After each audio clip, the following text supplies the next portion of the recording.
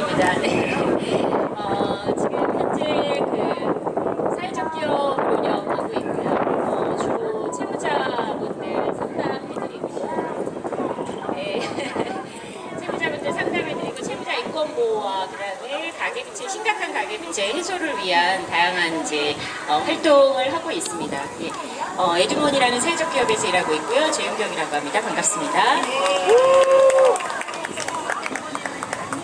사실 그런 생각을 많이 했습니다. 지금 이제 민생 문제가 굉장히 심각하지 않습니까? 그 가계부채 문제도 심각하고 또 의뢰의 눈물 해서 정말 그 힘없는 서민들이 좀 더 많이 갖고 있는 사람들이 끊임없이 그나마 갖고 있는 것까지도 사실은 뺏어가겠다고 해서 사회적으로 가불 논쟁이 크게 이제 한창 진행되고 있었습니다. 그래서 점점 서민들은 살기 힘들어지는 그런 사회가 분명하고요. 그리고 우리나라가 지금 가계비 사태 상황이 굉장히 심각한데 저축률은 사실 세계 꼴찌입니다. 이런 상황에서 사실 열심히 그 채무자분들과 이제 상담을 진행하면서 국정원 문제, 그리고 민주주의도 중요하지만 당장 민생 문제로 고통받고 있는 서민들과 함께하는 것이 중요하다. 한때 저도 사실 그렇게 이 촛불의 문제, 그 국정원 사태에 대해서 약간은 좀 이렇게 거리를 두고 있었습니다. 근데 최근에 그 새누리당 그 정부 여당에서 그 어떤 얘기를 했냐면 민주당은 사실 민생 문제는 아랑곳 않고 이 정쟁만 일삼고 있다. 이러면서 민생에 대해서 자신들이 대안을 내놓겠다라고 얘기를 했습니다. 근데 어떤 대책을 내놨냐면요.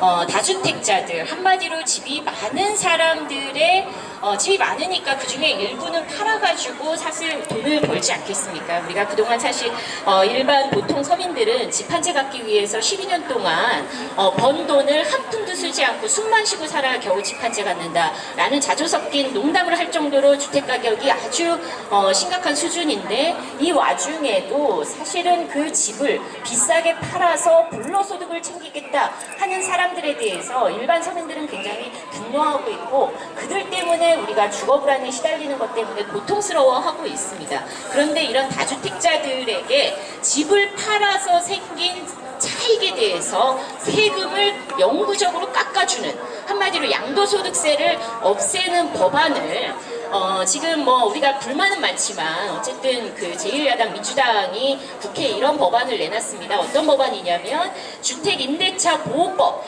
해서 2년마다 이사 다니는 것이 아니라 2년 지나서 계약기간이 끝나면 계약기간을 연장하고 싶다라고 세입자가 요구할 경우 집주인이 계약을 해줄 수밖에 없는, 이거를 계약갱신 청구권이라고 합니다. 이런 주택임대차 보호법을 사실은 이제 국회에 법안을 상정해 놓은 상태입니다. 근데 정부 여당에서 새누리당에서 뭐라고 얘기를 하냐면요. 민생을 챙기겠다고 하는 새누리당이 다주택자의 불로소득에 관한 세금을 깎아주면, 그러면 민주당이 얘기하고 있는 주거약자인 세입자를 보호할 그 법안을 빅딜을 하겠다, 거래를 하겠다, 이렇게 얘기를 하고 있습니다. 그래서 저는 사실 새누리당이 이렇게까지 나오는 것을 보면서 이런 생각을 했습니다. 아, 이제는 보이는 것이 없구나. 정말 사람들의 주거약자들이 느끼는 이 고통도 아랑곳 않고 오로지 집을 많이 갖고 있는 다주택자들의 돈을 좀 더 벌어주는데, 그런데 충실하겠다. 이것이 우리가 얘기하는 민생이다 라고 새누리당이 뻔뻔하게 얘기할 정도로 이렇게 국민을 사실은 두려워하지 않고 있구나라는 생각을 하게 됐습니다. 왜 이렇게 두려워하지 않게 됐을까요? 왜 이렇게 두려워하지 않게 됐냐면요. 그것은 바로 민주주의가 사실은 후퇴했기 때문입니다. 민주주의가 무너졌기 때문입니다.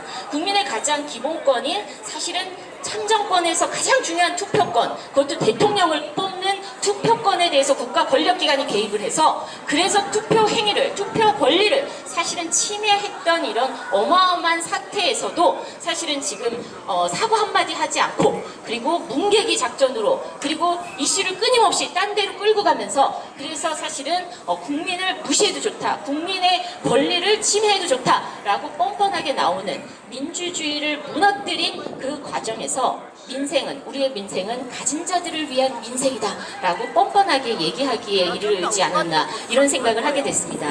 네, 그렇지 않습니까? 여기 계신 분들도 많은 분들이 사실은 집 생각하면은 답답하지 않습니까? 특히 2030 세대. 네. 얼마 전에 제가 어느 교육을 갔더니 한 그 청년이 이런 얘기를 하더라고요. 자기는 운이 좋아서 그래서 굉장히 좋은 직장에 입사를 하게 됐다. 연봉도 높다. 그럼에도 불구하고 자기는 행운아라고 생각하지만 그럼에도 불구하고 내 연봉으로도 결혼을 할 때 전셋집 한 칸 마련하는 것에 대해서 좌절하고 있다. 불가능할 것이라고 생각한다. 그러니 정말로 청년 실업 때문에 고통받고 있는 다수의 청년들은 오죽하겠느냐 이런 얘기를 하고 있습니다. 지금 민생 문제는 정말 최악입니다.